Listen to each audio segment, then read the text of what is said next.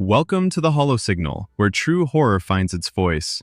These stories are real, not passed down, not made up. They happened. And the people who lived through them were never the same again. In 1974, a woman in California claimed she was being attacked by unseen forces in her own home, not just haunted, physically assaulted by a presence no one else could see. Most ghost stories are based on faith, belief, or folklore.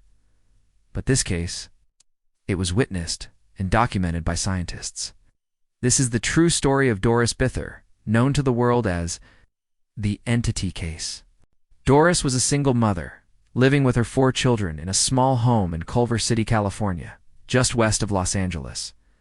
By all accounts, she had a troubled past: abuse, instability, and emotional trauma. Nothing could explain what began happening in her home in 1974, according to Doris. An unseen force began violently attacking her at night, pinning her down, scratching her, and worse. At first, no one believed her, till her teenage son claimed he saw it too. Doris described it as 3 entities, 2 smaller ones that held her down, and 1 larger figure that assaulted her. She said it happened while she was awake, not dreaming. Worse, she claimed her children would sometimes walk into the room and see her body levitating, or being thrown across the bed by invisible hands. Her oldest son, Brian, confirmed seeing a dark mist forming in the room, then watching his mother being attacked by nothing he could physically fight off. Terrified, Doris reached out to paranormal researchers at a UCLA parapsychology lab. She didn't know it yet, but her case was about to become one of the most documented paranormal studies in U.S. history. Dr. Barry Teff and Dr. Carrie Gaynor, part of a university-affiliated team studying paranormal activity, agreed to investigate. What they found defied explanation. The moment they entered her home, they reported intense cold spots, a crushing, oppressive feeling, unexplained equipment malfunctions. Then came the light phenomena. In the middle of the night, the researchers observed orbs of greenish light forming midair. They floated, twisted, and even responded to the researchers' voices. In one now famous event, a luminescent arc of light appeared and hovered just above Doris's body while she lay on the bed, in front of multiple witnesses. They snapped dozens of Polaroids, some of which revealed phantom streaks of light and arcs. These were not visible to the naked eye and had no source. Word spread. Soon Doris's story was in the press, described as a case of spectral rape, something that horrified and disturbed the public. But the phenomenon didn't stop. The lights continued, the attacks intensified. Even the researchers, though skeptical at first, admitted something physical was happening. Dr. Barry Teff later said, "The atmosphere in the house was so charged it felt like static electricity crawling over your skin. Something was there." Despite their efforts, the team could never capture clear photographic proof of the entity itself. But the eyewitness reports, audio anomalies, and physical reactions from Doris and her children couldn't be ignored. Eventually, Doris moved out of the Culver City home, hoping to leave the entity behind. But according to her, it followed her. She claimed the activity continued in each place she moved, though it weakened over time. Skeptics dismissed the case as mental illness, trauma, or sleep paralysis. But the UCLA researchers insisted they saw and recorded real phenomena, not hallucinations. In 1982, the story was adapted into a film called The Entity, starring Barbara Hershey.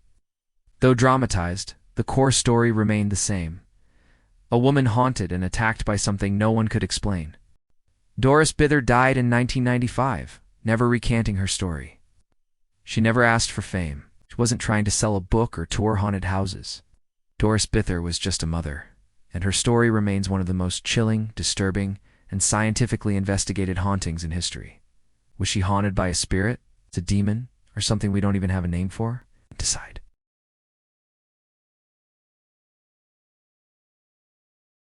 In the wind-beaten countryside of County Wexford, Ireland, there's a mansion so haunted that even priests refuse to stay after dark. A place where a mysterious visitor once arrived and vanished in a puff of smoke. A home cursed by generations of tragedy, death, and something no one could explain. This is the true story of Loftus Hall, the most terrifying and documented haunting in Irish history. Loftus Hall stands on the Hook Peninsula, overlooking the sea. The original house, called Redmond Hall, was built around 1350 by the Redmond family. But during the Cromwellian invasion in the 1650s, the property was confiscated and given to the Loftus family, English settlers loyal to Cromwell. From that moment on, many claimed the land had been cursed, and revenge that never faded. The transition was bloody. Locals whispered of betrayal, stolen land. The most famous and chilling part of the Loftus Hall story happened in the late 18th century. During the time of Charles Tottenham and his daughter Anne, one stormy evening, a stranger arrived at the hall. His ship allegedly wrecked on the coast. He was well-dressed, charming, and mysterious. The family offered him shelter. Over the next few days, Anne grew increasingly attached to the man. But during a game of cards, something terrifying happened. Anne dropped one of her cards and leaned down to retrieve it. When she looked under the table, she gasped. The stranger's feet weren't human. They were cloven hooves. As Anne screamed, the man is said to have burst into flames and vanished through the ceiling, leaving behind a hole that could never be repaired. The family was shaken, but for an it was far worse. After the incident, Anne became withdrawn, mentally unstable. The family locked her away in the tapestry room to hide her condition from society. According to reports, she sat by the window for hours each day, staring out at the sea, waiting for her mysterious visitor to return. She eventually died in that same room, but many believe she never left. Visitors and caretakers have claimed seeing a woman in 18th century dress roaming the hall, hearing crying and knocking from the tapestry room, lights flickering or going out completely without reason, sudden temperature drops and shadows moving where no one stands, a convent, and even a hotel. One priest, called in to exorcise the home in the 1900s, refused to return. He said the evil inside Loftus Hall was not of this world. The house was later used as a school, but the reports never stopped. In 2014, a group of paranormal investigators visited Loftus Hall and took what has become one of the most famous ghost photos in Ireland. A young girl in a white dress, visible in an upper window, when the house was completely empty. Multiple TV crews, including Ghost Adventures, documented unexplainable activity, with equipment malfunctions, sudden cold spots, and disembodied voices caught on audio. One guide working there in the 2010s claimed to hear an S voice whispering his name, even when he was completely alone in the building. Loftus Hall was privately owned until 2020, when it was listed for sale. Even the sale listing mentioned its haunted reputation, calling it a site of historical and paranormal significance. Today it stands closed to the public, but those who've walked its halls say the energy never left. Some claim it was a demon that visited Anne that night. Others believe she was never insane, just a victim of something no one understood, and believers from around the world. A cursed land, a mysterious visitor, a woman who screamed and never stopped. Whether legend or truth, Loftus Hall continues to draw curiosity, fear, and if the stories are true, Anne is still waiting at the window, staring out at the stormy Irish Sea. For someone who will never come back,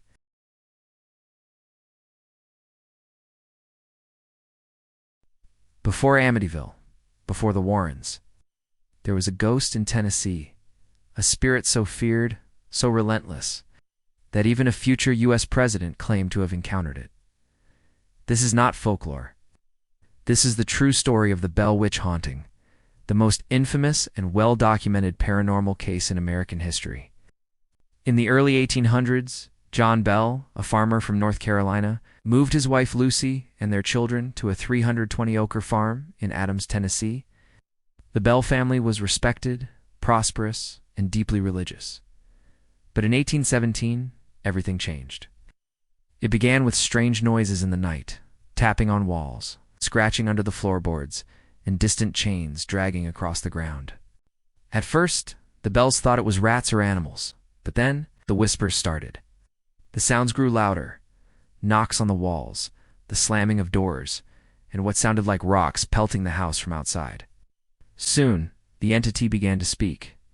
At first it mimicked Bible verses and hymns. Then it claimed to be Kate, the spirit of a woman who once lived nearby. She targeted John Bell with venom, calling him Old Jack, cursing him by name and vowing to kill him. But the worst abuse was reserved for John's daughter, Betsy Bell. She was slapped, scratched, and thrown from her bed by invisible hands. Red handprints appeared on her face and neck. She screamed nightly in terror, as the spirit tormented her relentlessly. Word of the bell witch spread through Tennessee. Curious neighbors came to see it for themselves, and they weren't disappointed. The entity answered questions correctly, sang hymns, quoted scripture, and spoke in multiple voices. It exposed family secrets and mimicked the voices of the dead.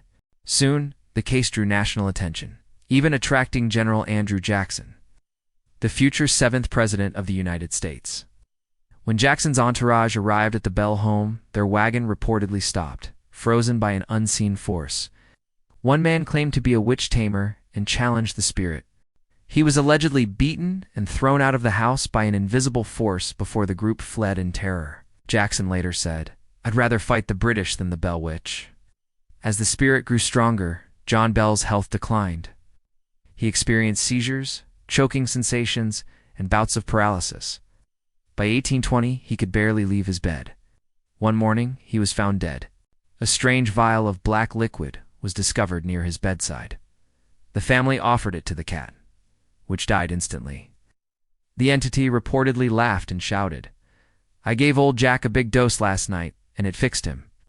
John Bell's funeral was disrupted by loud singing and laughter from an unseen voice. The spirit had made good on its promise. After John's death, the spirit gradually faded, but not entirely. It told the Bells it would return in 7 years, and in 1828, strange noises began again. The spirit visited John Bell Jr. for 3 weeks, discussing morality, philosophy, and the afterlife. Then it vanished. But the Bell Witch legend never died. To this day, the Bell Witch Cave, located near the original homestead, remains a site of reported activity. Visitors claim to hear voices, see shadow figures, and feel sudden, unexplained touches. The story has inspired books, documentaries, and films, including an American Haunting. But no version is more terrifying than the original account, passed down by witnesses, neighbors, and the Bell family themselves. Was it a spirit? A hoax? Mass hysteria? Or was the Bell Witch exactly what she claimed to be, with unfinished business? Entity beyond explanation. Whatever the truth, the Bell Witch haunting remains a warning. Some houses are not meant to be lived in, and some spirits are not meant to rest.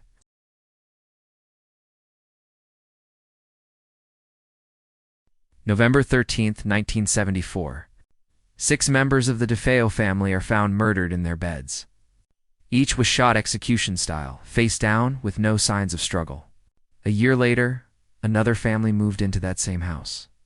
28 days later, they fled, leaving everything behind.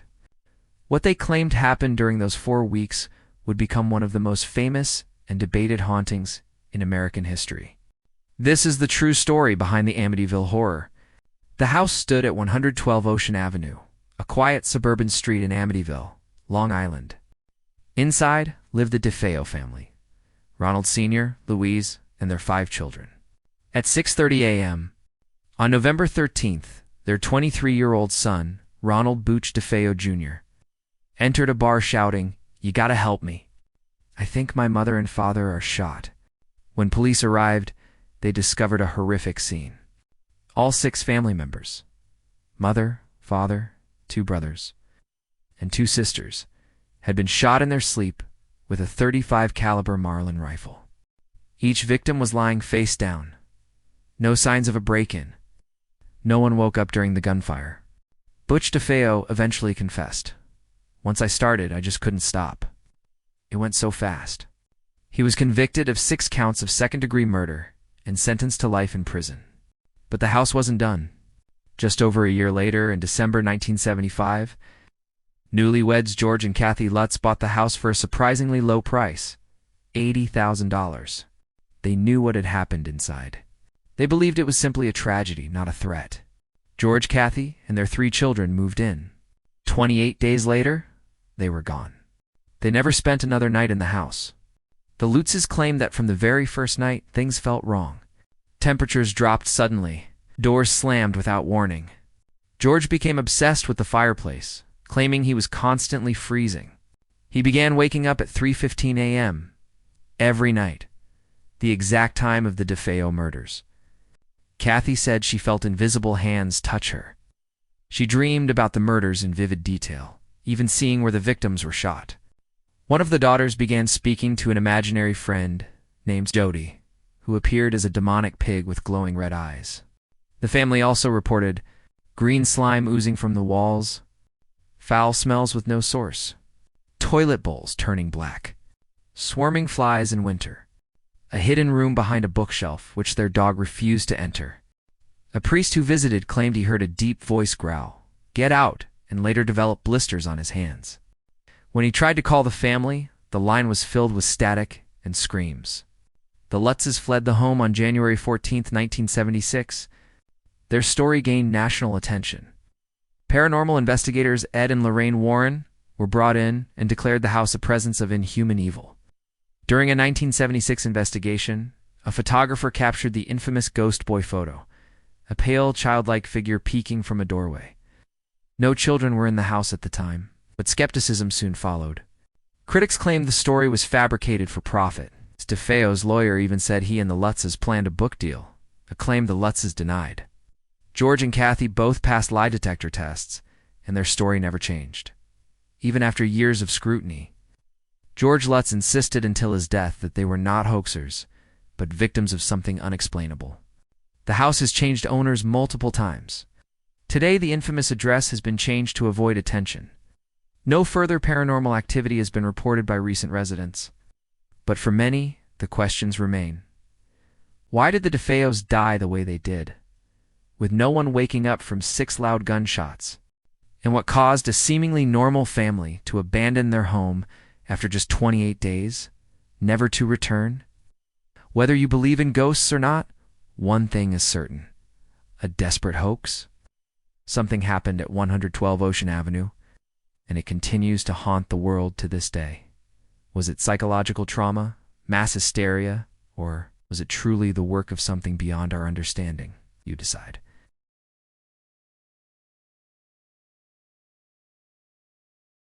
In 1977, in a modest brick house in a quiet London suburb, a single mother and her 4 children claimed they were under siege by an unseen force. What followed was nearly 2 years of unexplained voices, levitating children, and objects flung across rooms with invisible hands. This wasn't just a ghost story. It became the most heavily documented poltergeist case in British history, witnessed by police, recorded by journalists, and investigated by some of the world's most respected paranormal researchers. This is the true story of the Enfield poltergeist. The story begins at 284 Green Street in Enfield, North London. Peggy Hodgson was a single mother raising 4 children.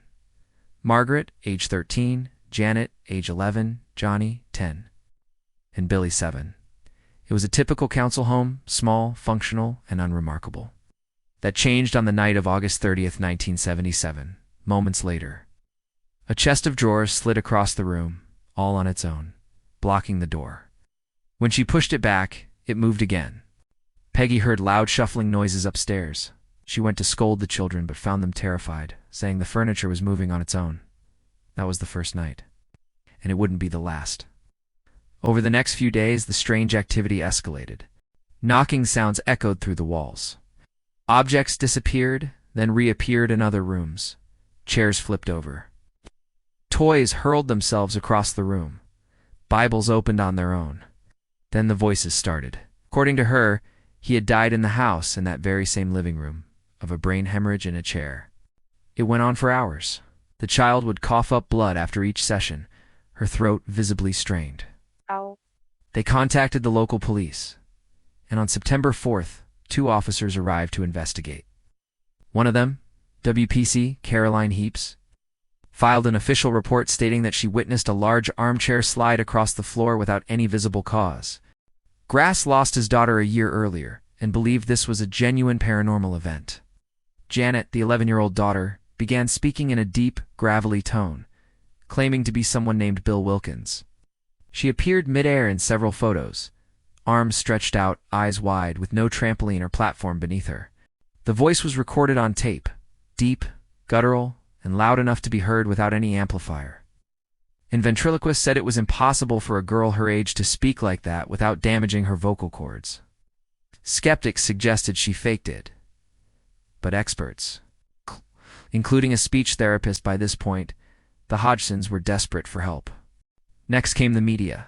A photographer from the Daily Mirror set up a camera in the room and captured images of Janet being levitated from her bed.